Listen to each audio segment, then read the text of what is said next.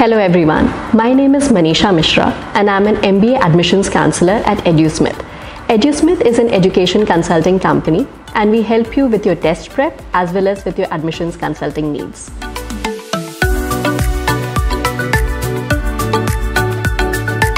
In light of this pandemic, the GMAT test centers have suspended operations in many countries worldwide. And that means that, there are certain changes with regards to the fees that GMAT charges. So what are the changes? What you should know about it? First of all, the GMAT has waived off the rescheduling fee altogether. So if you want to reschedule your exam, you can do it free of cost. Now, secondly, suppose you cannot take the test at all and you want to cancel it, then GMAT will not charge you any cancellation fee and will refund you the entire amount that you had paid for the test. Thirdly, you had taken a GMAT earlier but you had cancelled the test. So what do you do in that respect? So GMAT has waived off the reinstatement fee as well if you want to use that score that you had taken earlier. All of that aside, if you want to take the test, you have never taken the test, you haven't even scheduled the test, then what you should do? Well, GMAT has announced that they are offering an online version of the test called GMAT Online that you will be able to take from the comfort of your own home without going to any test center. This test will be offered from 20th April till 15th June and will cost about $200. Point to note, it will be available for both Mac as well as Windows. The sections, let's talk about the sections. There will be 3 fixed sections. First, you will get quantitative, then you will get verbal, and then you will get IR. The AWA section has been scrapped off for now for this online test. And you would get a 5 minutes optional break just before the IR section.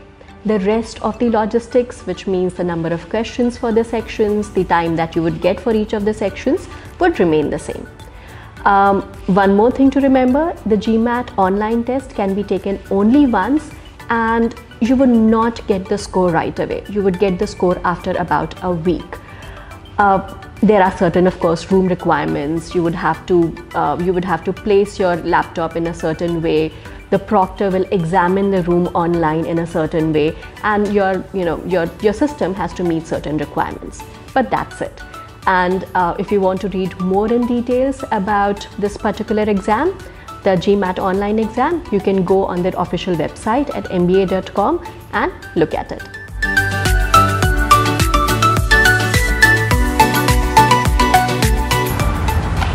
As you might know, the GRE test centers have also suspended operations in many countries worldwide due to the COVID-19 pandemic. Because of these disruptions, ETS has waived off the exam rescheduling fee for GRE standard exam for this period. Well, more importantly, ETS has announced the launch of at-home testing for the GRE general test. That is very interesting. You would be able to take the exam at your home and it is available worldwide except in mainland China and in Iran for now, as of today. The exam structure will be the exact same that you would get in the test center with the same format, same number of sections and same difficulty level of questions. The test which you will be taking online in your home will be proctored with the help of live remote proctors and your room will have to meet certain requirements. If you want to know more details about this, you can read the official announcement about the GRE at-home test on ets.org.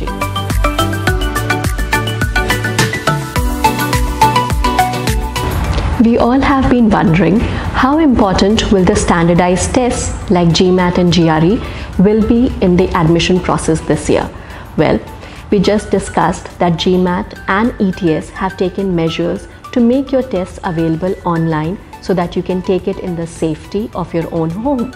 So in my opinion, these tests, the scores of these tests will probably remain at the same level of importance as they have been till now. However, these are unusual times and the schools definitely recognize that COVID-19 pandemic might cause other challenges in your taking the test. For example, someone suffering from the disease or being stressed due to a family member or a loved one suffering from it, or even because of the inaccessibility of the course material.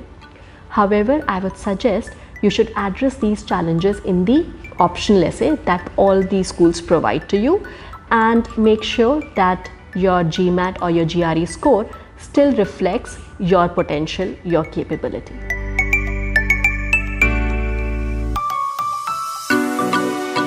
Now, if the standardized test requirement is completely waived off, how will it impact your application? There are two scenarios. One, that you have already taken the test, you have a score, or the second scenario is that you don't have a score. Now, in the first scenario, if you already have a score, you don't need to worry, you apply with it. If the score that you have is above the average that is published on the school's website, then perfect.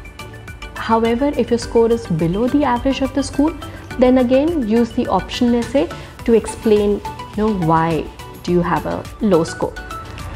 Now the second scenario is that you have not taken the test yet. So in that case, use the optional essay to explain the circumstances. Also make sure that you highlight any English language or any quantitative courses, for example, mathematics, statistics, economics, finance, accounts, data analytics, all these kind of courses that you might have taken in your undergraduate degree.